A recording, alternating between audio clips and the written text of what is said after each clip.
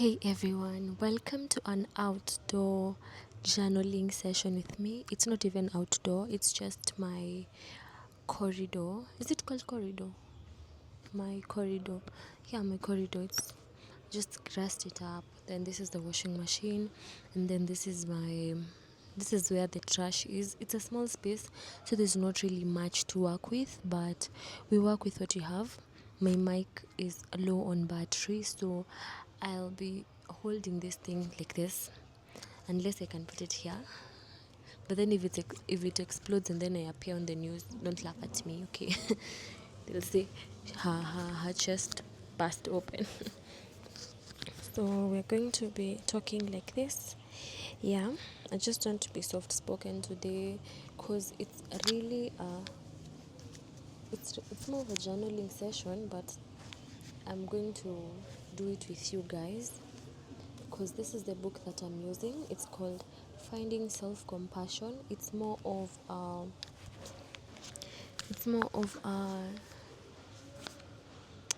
a guided journal. Is it called like that? It's a workbook. It's more of a workbook, but I'll use it as a journal because it helps you self reflect a lot, and you really get to be in tune with yourself. Because something that I do so much, I don't know if it's because I have always I have always I have always known how to mask emotions. I have always known how to camouflage myself, and I have always known how to blend in any environment. If you take me to like a rowdy place, I will blend in. If you take me to a high end place, I will blend in. Take me to whichever place, I will blend in. The thing is,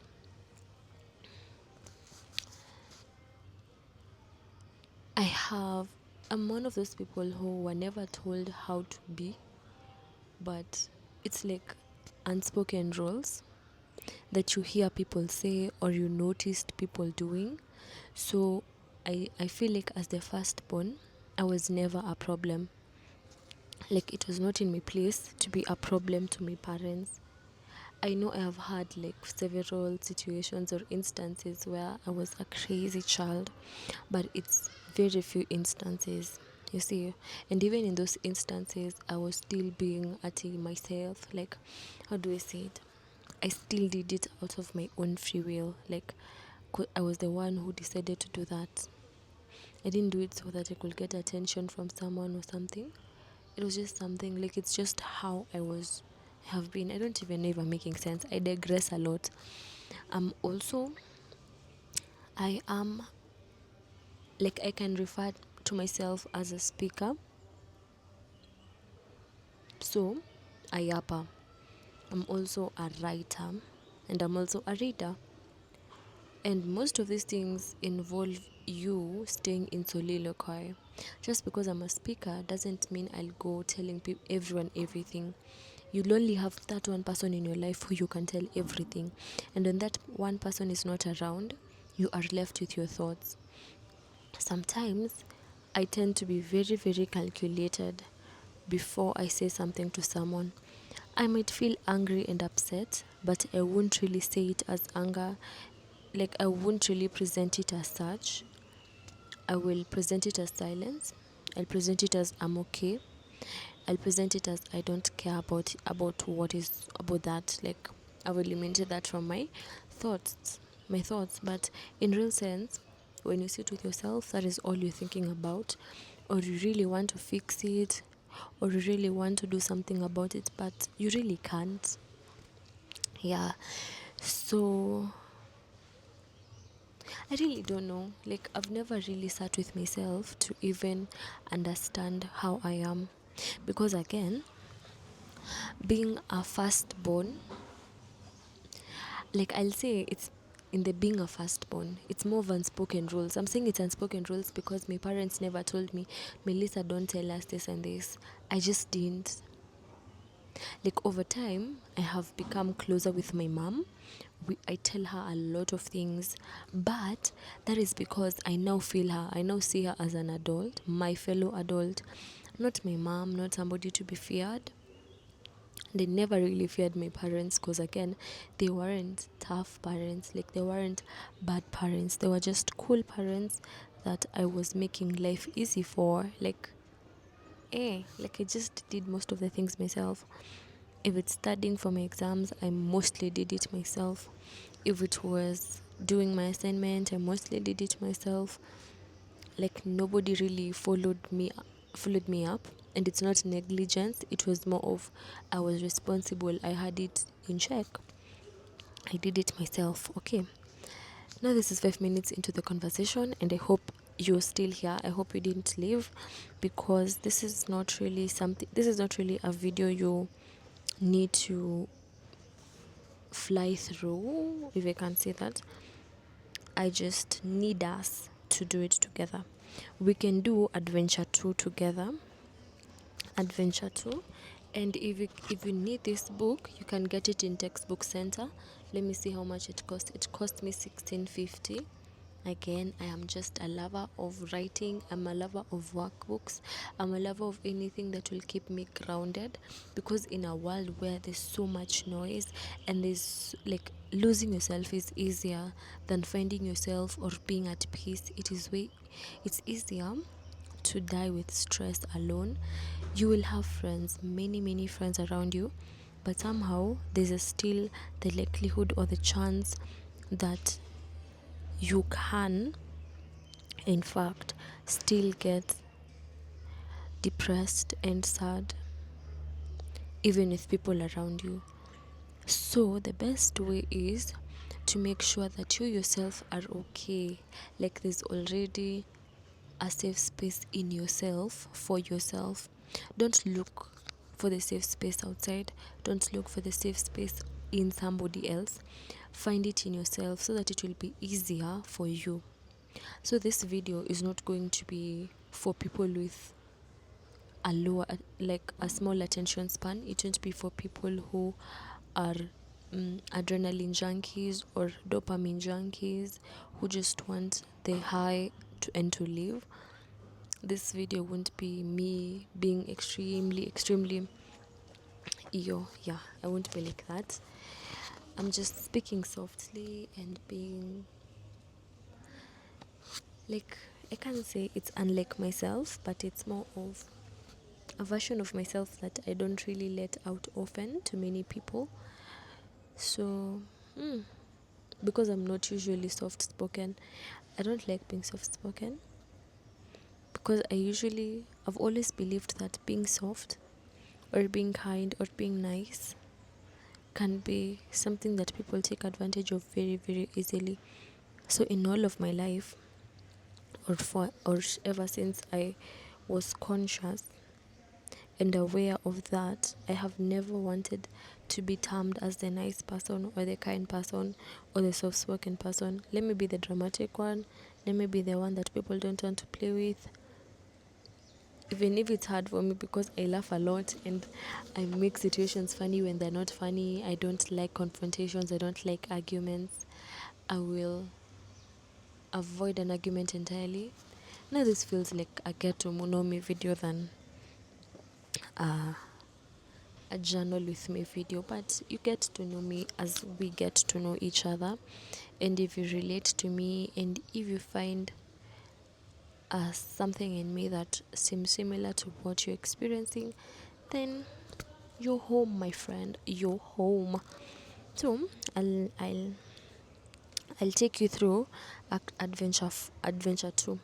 So in adventure 2, we have activities. Activities are tracking my thoughts, mild, wild, and neutral, my mixed bag of mind truths and mind untruths, tracking my roller coaster of of feelings and emotions, parking my thoughts and feelings in the no judgment zone, responding instead of reacting, not today, sneaky inner critic. That's the activities we'll be doing today with you. So we start off with just the introduction. The adventure is tracking my thoughts. So it starts off by telling you that this activity is an experiment in tracking all your thoughts over a short period of time, just 5 minutes, to gain fine understanding of whether they are mild, wild, or neutral. So a wild thought, let me take you through what wild, mild, and neutral means. A mild thought will be a pleasant thought, such as that breeze feels good. A neutral thought would neither be pleasant nor unpleasant, such as it's breezy today. A wild thought will be one of the senseless, unpleasant, or harmful types, such as I forgot my jacket, I am such an idiot. Okay.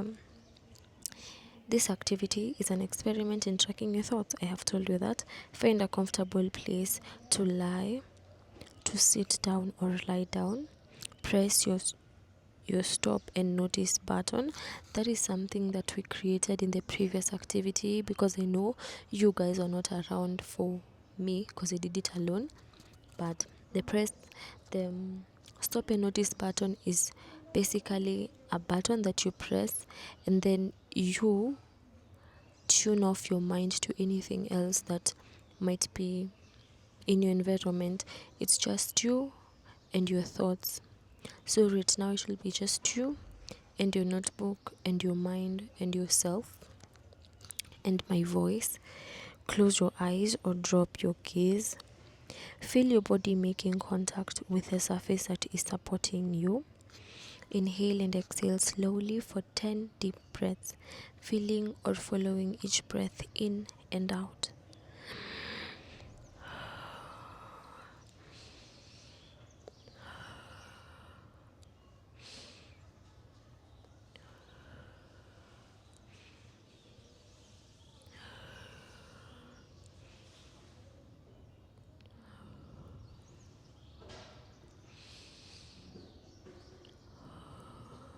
Begin to notice the thoughts that come up and categorize them as mild, wild, or neutral. Record each thought that comes up for the next 5 minutes and place a check mark in the following chart in the appropriate category of mild, wild, or neutral. When 5 minutes are up, review your check marks to see how many of each type of thought you experienced. Let your thoughts trend in a positive or a negative direction. This is how the book looks like. I hope it's clearly visible to you. For me, I will do the exercise, but I will fast forward through that part so that you can continue to the next bit. And if anything comes up from my end, I will definitely share my end of the experience. Okay.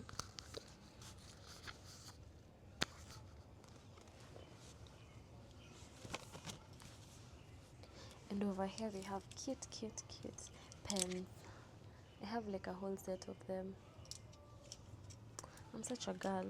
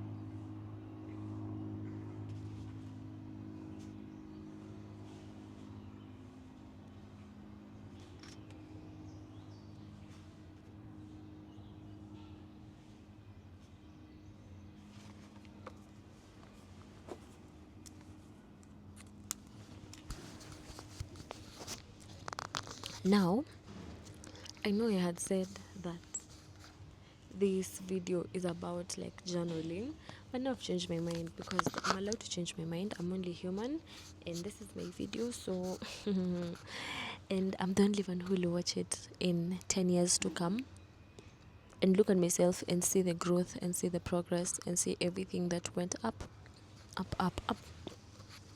So I was journaling, and I really don't think that is the direction we should really take. We should actually purpose to think positive thoughts. In this world, it is so easy to think negative thoughts. We are actually desensitized from negativity. We have normalized negativity. Oh, Melissa, you're very lazy, because that is what was ringing in my head. Oh, Melissa, you're very lazy. Oh, Melissa, you're very, very inconsistent. Oh, Melissa, you can never start something and finish it, which is not true. Or even if it has been my truth for the past like experiences, I don't want to own it as my truth. It might be a thought that I have entertained for a very long while, but I really don't want to entertain it again, because in real sense I am not lazy. A lazy person will not be here filming a video. A lazy person will not set up a tripod stand, be holding a power bank so that she can just record this video and talk through this mic. A lazy person would not have woken up to do her duties, to edit videos, even no matter the and even if the edits are not as intense or as they're not as intense, the fact remains that the edits were made. So I am not a lazy person. That's the truth. I am not inconsistent. I just need a system that keeps me consistent easily. I just have noticed that I tend to have a lot of bad days. I tend to have a lot of interruptions in my life. So good or bad interruptions, I tend to have interruptions where I'll just say that I'll do something for this amount of time and not do it. But that doesn't mean I'm inconsistent. And I do not want to identify with inconsistency. I don't want to identify with laziness. I don't want to identify with any of those emotions or any of those feelings. I do not want to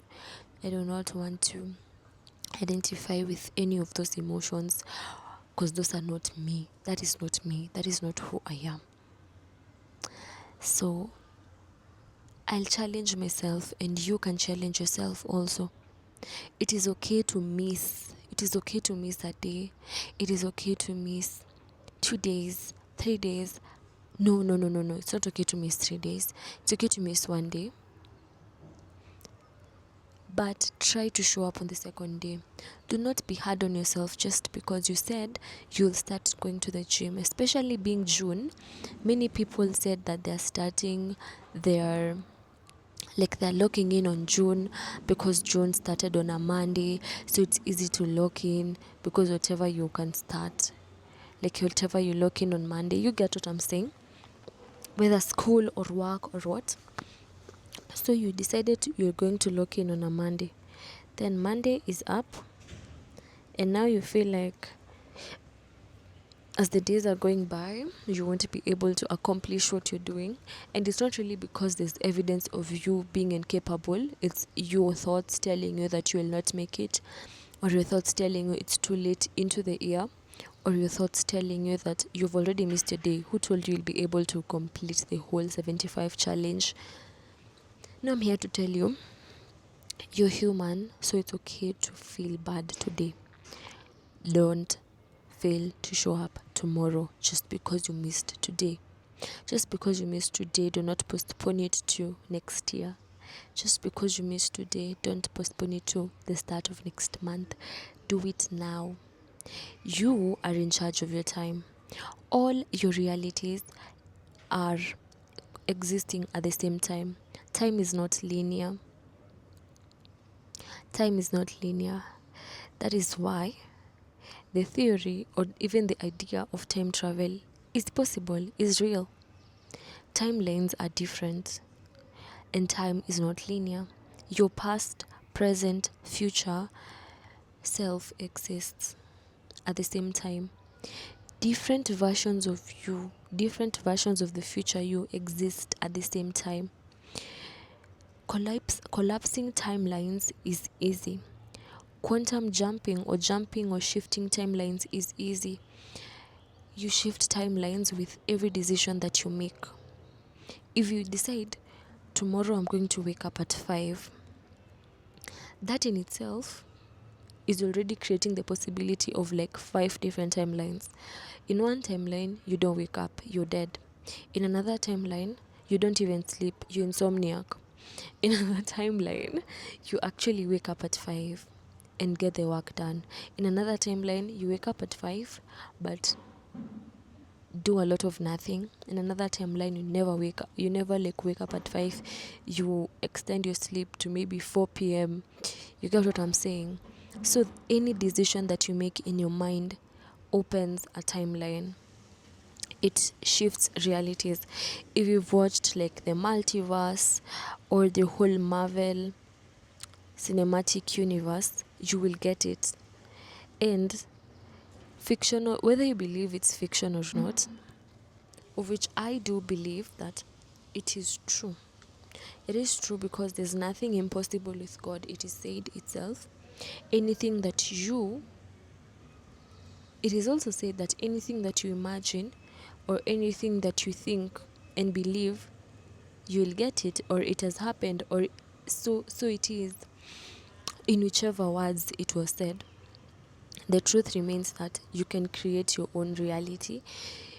If you do believe that the world was created through the Big Bang Theory, then okay, that's true for you. Like, what you need to get is the possibilities are endless. Good, bad, they're all endless. You're human, so you can wake up tomorrow morning and say that you now want to be an engineer and chase that dream. You can wake up today and say that you want to be an actress and chase that dream. No one is confining you to anything. And this is why the whole idea of you are born to go to school and then do one profession for the whole, like for the rest of your life, for all your 80 years on earth. You're telling me you're meant to do one thing, and it will be fulfilling, one single thing, to show up as one version of yourself. Wake up every single morning, go to the office just because you chose to do accounting in school, just because you decided to be a doctor. You know, being a doctor can expose you to you can become a different person every day. You're a different person for this patient, you're a different person for another person. But you get my message, you get the essence of what I am saying. I really don't believe that is who everyone is meant to be. Some people will be okay with that, some people are not. And if you're not feeling like that is what you're meant for, don't worry, you're not sick or you're not crazy, you're just human and you're just being human. So what I'm telling you is, we are in the business of collapsing old timelines in this channel. We want to kill the older versions of ourselves, the versions that were not disciplined, the versions that couldn't do this, because even as we are talking, the version of you that has everything that you ever desired still exists. Quantum jumping or jumping timelines, let me use jumping timelines as, simple, is let me tell you a funny way that you never really realize that you are jumping timelines probably is when you start believing in God.